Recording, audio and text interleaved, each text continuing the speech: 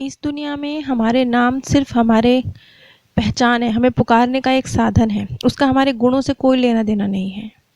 हो सकता है धनपत सिंह नाम का व्यक्ति बहुत गरीब हो सकता है सरस्वती देवी नाम की महिला अनपढ़ हो, लेकिन आत्मा लोक में हमारे आत्मिक नाम हमारे गुणों की अभिव्यक्ति होते हैं।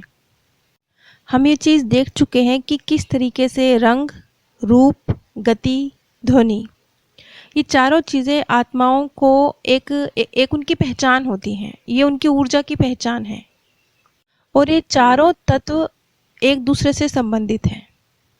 हालांकि ऐसा नहीं है कि एक ही ग्रुप की जो आत्माएं हैं उनमें जो उनकी ऊर्जा है वो बिल्कुल एक समान होगी, बिल्कुल उनका रंग, रूप, गति, ध्वनि सब एक समान होगी, ऐसा नहीं है।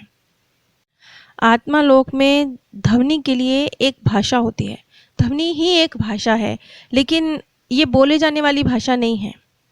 जैसा कि हम जानते हैं कि तूफान और बारिश, इनकी आवाज़ होती है बहुत तेज़, हमें समझ आती है।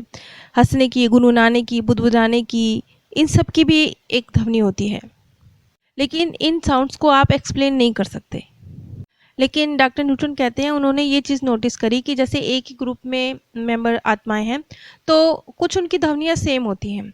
जैसे एक ग्रुप में स की ध्वनि, ये लगभग सभी जितने भी उस ग्रुप के मेंबर थे उनके नामों में स की ध्वनि थी। और कुछ माध्यम ये बात साफ कहते हैं कि ये जो नाम होते हैं आत्मिक नाम, आत्मा का जो आत्मिक नाम होता है आत्मा लोक में, ये एक गूंज की तरह है और इसको शब्दों में कन्वर्ट करना नामुमकिन है। और यहाँ पर एक माध्यम के जो एग्जैक्ट वर्ड थे उसने कहा कि मेरे अनुभव में हमारे वास्तविक आत्मिक नाम कुछ कुछ भावनाओं के समान होते हैं, लेकिन ये मनुष्यों की भावनाओं जैसे नहीं होते, इसलिए मैं हमारे नामों को किसी भी साउंड से दोबारा उत्पन्न नहीं कर सकता हूँ। अब आप समझ सकते हैं कि क्योंकि भावनाएं भी बदल गई हैं ना मृत्यु के बाद, वो शरीर का चोला उतरते ही आत्मा अपने जब ओरिजिनल रूप में आई है तो उसकी भावनाएं भी बदल गई हैं, उसको अपने अस्तित्व का भान है। तो अब ऐसा भी नहीं है कि बिल्कुल एग्जैक्टली जैसे धरती पर हमारी भावनाएं थी वो भावनाएं हमारे नामों को हमारे नामों का अर्थ हो। जैसे कि एक रिग्रेशन के दौरान एक व्यक्ति ने बताया कि उसके मार्गदर्शक का नाम नेड है, लेकिन जैसे जैसे सेशन आगे बढ़ा उसने अपने मार्गदर्शक का पूरा नाम बताया। उसने कहा निडा जे बेरियना, ये उसके मार्गदर्शक का नाम है, लेकिन पूरे सेशन के दौरान वो अपने मार्गदर्शक का नाम नेड ही लेता रहा। यहाँ पर यह भी बताया गया कि मार्गदर्शकों के जो नाम है वो एक तरह से गोपनीय होते हैं, तो वो कभी भी ज़्यादातर केसेस में पूरे नहीं सामने आते। मैं ये समझती हूँ कि जब आपका मार्गदर्शक कोई इस तरह की आत्मा है जो बिल्कुल आपके साथ कार्मिक अकाउंट में कभी नहीं आई है, वो आपका मार्गदर्शक का रोल प्ले कर रही है, तो उसका नाम माध्यम के सामने पूरा आ जाता होगा। लेकिन जो आत्मा आपके साथ कभी किसी जीवन में रोल प्ले करती रही है या इसी जीवन में शायद रोल प्ले करती रही है, तो उसका नाम, पूरा मार्गदर्शक का नाम सामने नहीं आता होगा।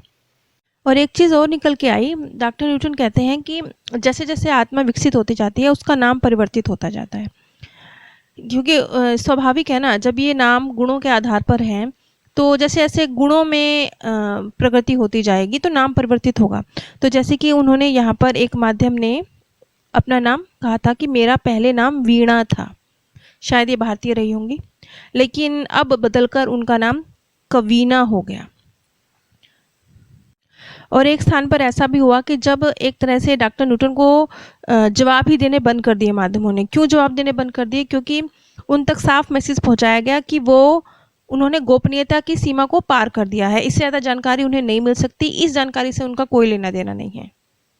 यानी मार्गदर्शकों के नाम ये क्यों हैं या आत्मा के नाम ये क्यों हैं, इस विषय में जितना उन्होंने जानना था जान लिया, इससे अधिक जानकारी डॉक्टर न्यूटन को नहीं दी जा सकती।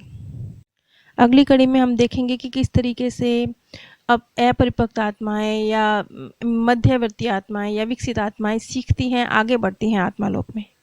यदि आप मेरे द्वारा शोक सभा में शांति संदेश चाहते हैं तो स्क्रीन पर दिए गए व्हाट्सएप नंबर पर संपर्क कर सकते हैं।